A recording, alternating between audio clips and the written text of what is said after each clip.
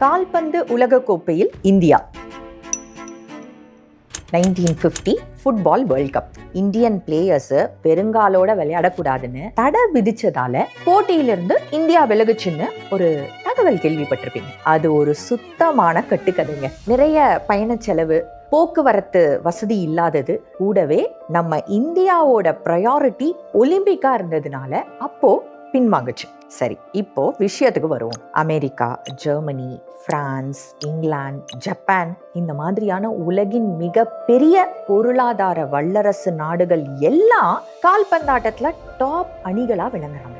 ஏன் Uzbekistan, Jordan மாதிரியான சின்ன ஆசிய நாடுகள் கூட வேர்ல்டு கப்ல விளையாடும் போது 140 கோடி மக்கள் வாழ்ற இந்தியா எப்போதான் உலகக்கோப்பை விளையாடும்? இப்போ ரீசெண்டா உலகக்கோப்பைக்கான தகுதி சுற்று போட்டிகள் நடந்துச்சு. அதுல முதல் போட்டியில நாம குவைத்தை வின் பண்ணோம். 22 வருஷத்துக்கு அப்புறம் நமக்கு கிடைச்ச முதல் வெற்றி அது.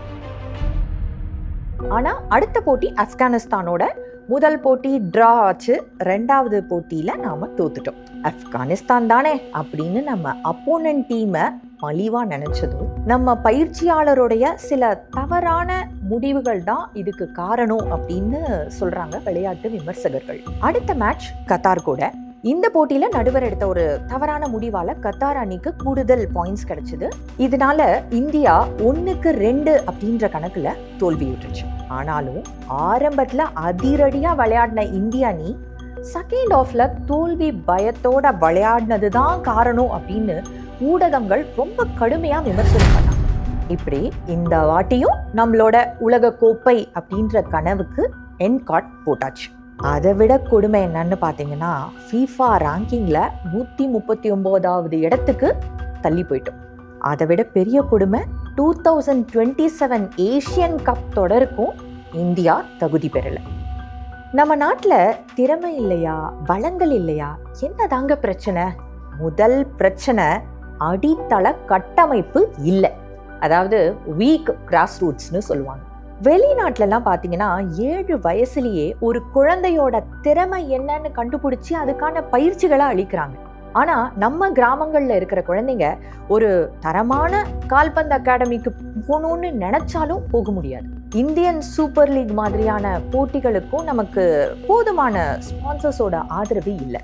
அகில இந்திய கால்பந்து கூட்டமைப்பான AIFFல நிலவர சில நிர்வாக குளறுபடிகள் விளையாட்டோட வளர்ச்சியை பாதிக்குது அப்படின்னு ஊடகங்கள் சுட்டி காட்டுது. அப்புறம் வெளிநாட்டுல வாழ்ற இந்திய வம்சாவளி வீரர்கள் இந்திய அணிக்காக விளையாட நம்ம நாட்டோட விதிகள் அலோ பண்ணல அப்படிங்கிறதும் ஒரு வீக்னஸா பார்க்கப்படுது.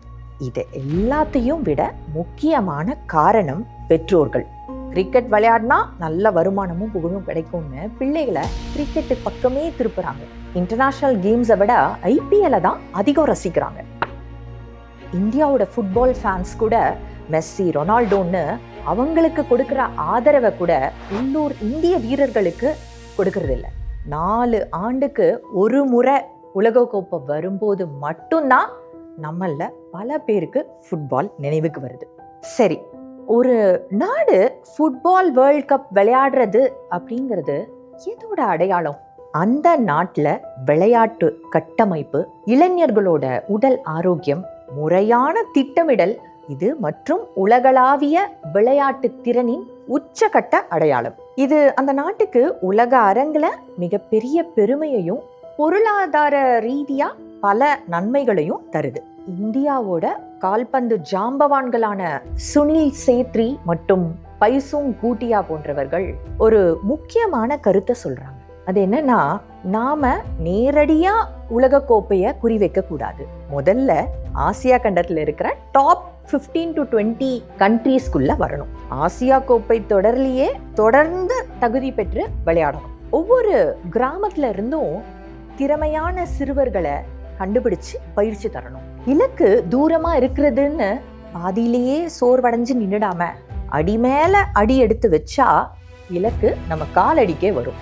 மடி இல்லா மன்னவன் எய்தும் அடியளந்தான் தா அயது எல்லாம் ஒருங்கு என்கிறார் வள்ளுவர். மடினா சோம்பல்னு அர்த்தம். அடி அளந்தான்னா தன் கால்களாலேயே உலகத்தையே அளந்த இறைவன் அப்படின்னு பொருள். ஒரு தலைவன் தன் இலக்க நோக்கி சோர்வில்லாம பயணிக்கிறான் அப்படின்னா அது எந்த அளவுக்கு பவர்ஃபுல்லானதுன்னா, இந்த உலகத்தையே தன் கால்களால அளந்த இறைவனுக்கு எந்த அளவுக்கு ஆற்றல் இருந்ததோ அந்த ஆற்றலுக்கு இணையானது தலைவனுடைய ஆற்றல். உலக கோப்பையில இந்தியா அப்படின்ற டார்கெட் ரொம்ப பெருசா இருந்தாலும் சோர்வில்லாம இலக்க நோக்கி படிப்படியா முன்னேறினா நிச்சயம் ஒரு நாள் அந்த ப்ளூ ஜெர்சியில நம்ம இந்தியா அணி உலக கோப்பை களத்துல பந்த உதைக்கிறத நாம பார்க்கலாம்.